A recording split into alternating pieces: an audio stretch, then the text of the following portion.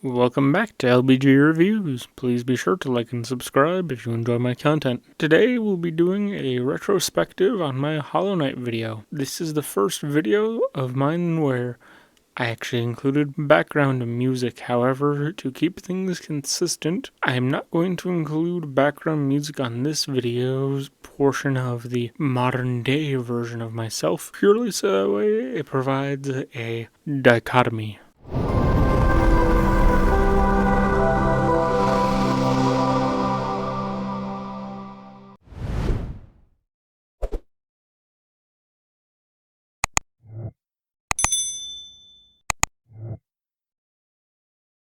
Welcome back to LBG Reviews. Be sure to like and subscribe if you enjoy my content. Hollow Knight is a Metroidvania released back in 2017 by Team Cherry. Before we dive into the rest of the video, let me explain what a Metroidvania is. Metroidvania comes from two classic retro games, Super Metroid and Castlevania. Both games have a sprawling maze for you to explore in order to find weapons. So one thing I will say is that during this time frame of uploading videos, I was still relearning DaVinci Resolve. I had briefly learned it in the past to be able to work on some stuff that I had to edit for school at home, but then I had dropped editing with Resolve for a while, and so I had to relearn a lot of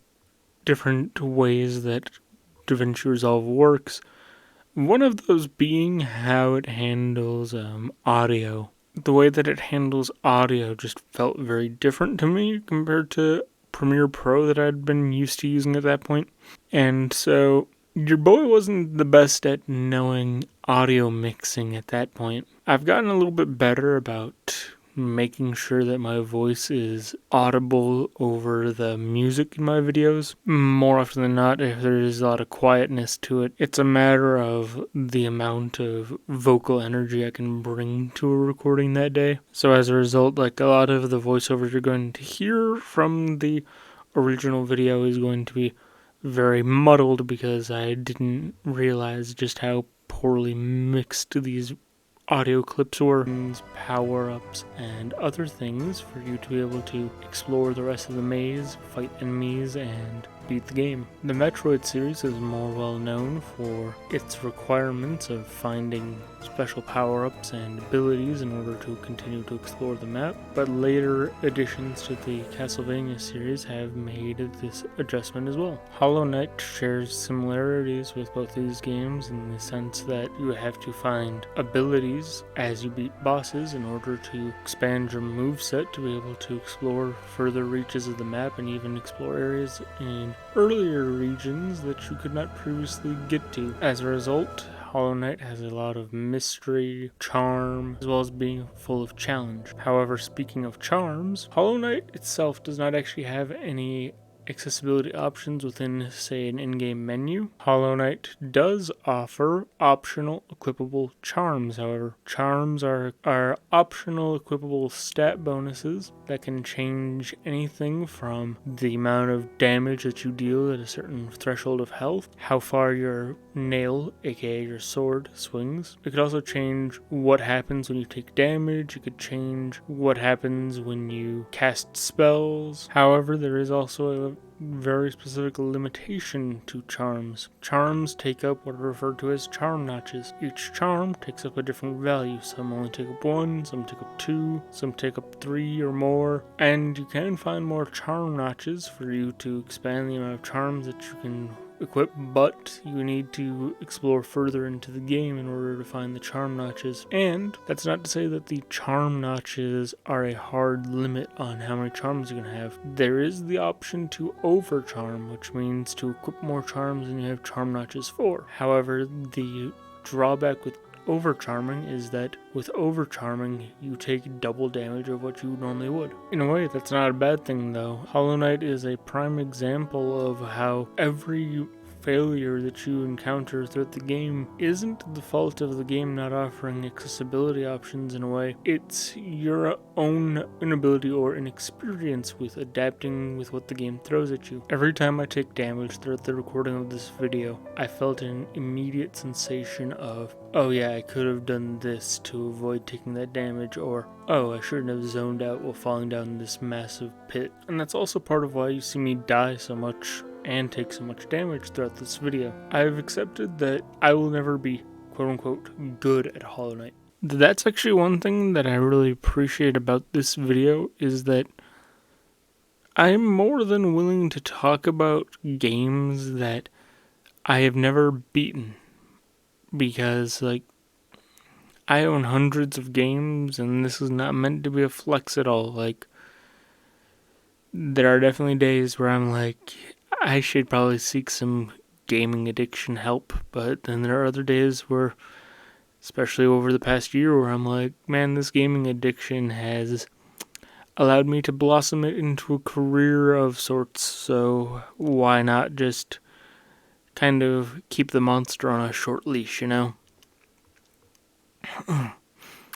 And so, like, I do appreciate this video because, like, it has allowed me to talk about more games that I originally, like, I felt a need to be able to talk more about games that I had an experience with the entire thing with.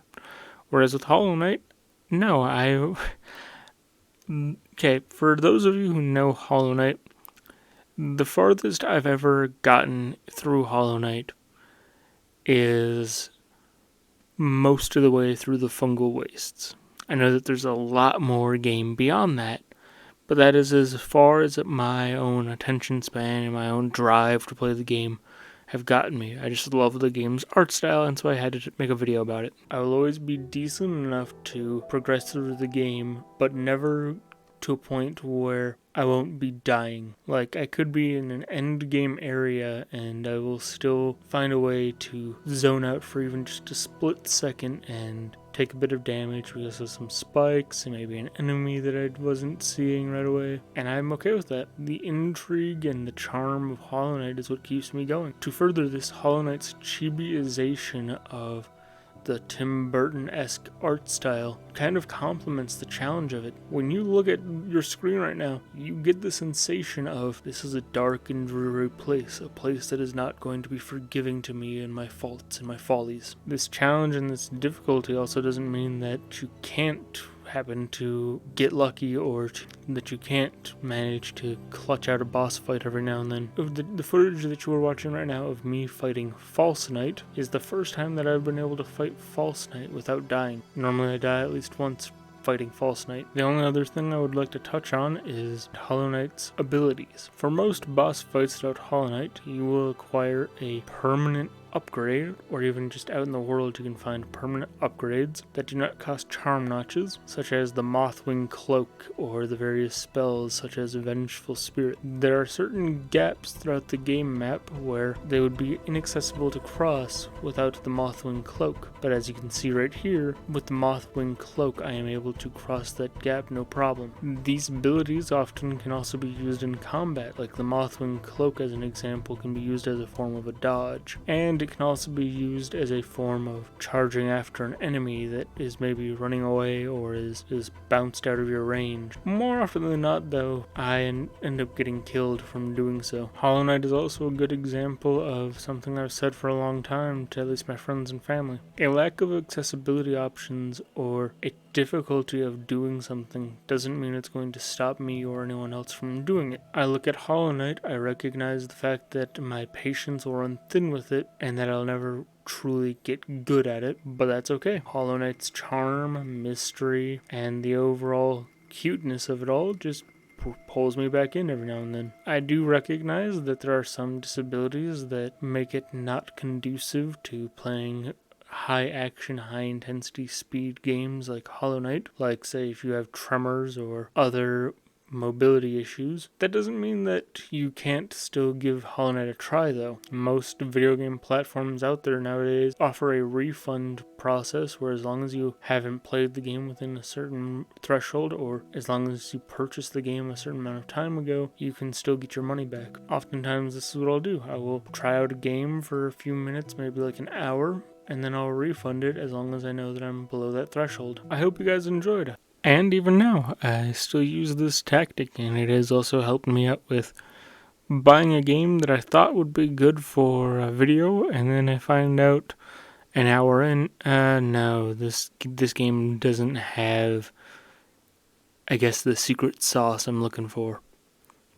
And so then I refund it after that hour, no matter how fun it might have been, and then get my money back, buy a different game. Hollow Knight is a game that I've been playing on and off for several years, and while I know I won't ever get really good at it, it's still a game I really enjoy coming back to every now and then. Tune in for Terraria, a sandbox crafting game about defeating eldritch horrors.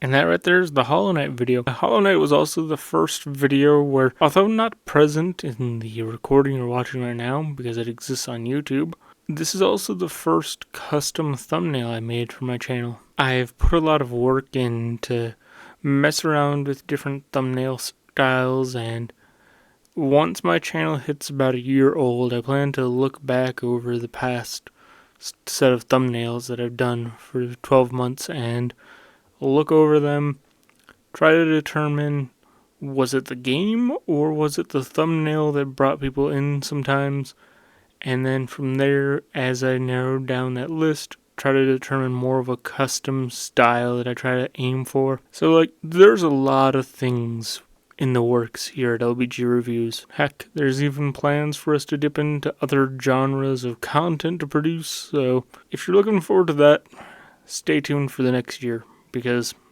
we're just getting started, dude. Oh, and for those of you who have seen the Mario Wonder video that came out on Monday, first off, thank you for checking out that video. That video was a nightmare to get put back together because basically what had happened was the mini advent calendar that I had announced at the end of that video. I've been working on that for about a month now at this point, and I've been trying to manage my PC and hard drive storage so that way I could work on all these videos and then work on the final big reveal at the end on Christmas Day that you'll have to wait and see.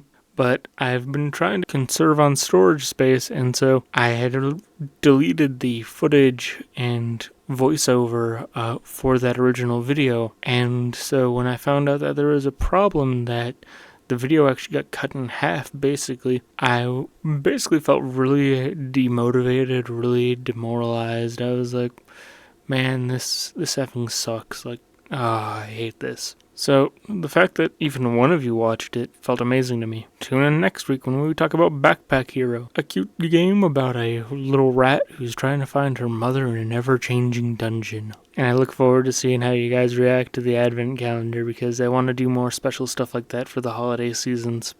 Maybe not as intensive, but want to do more for the holidays, you know?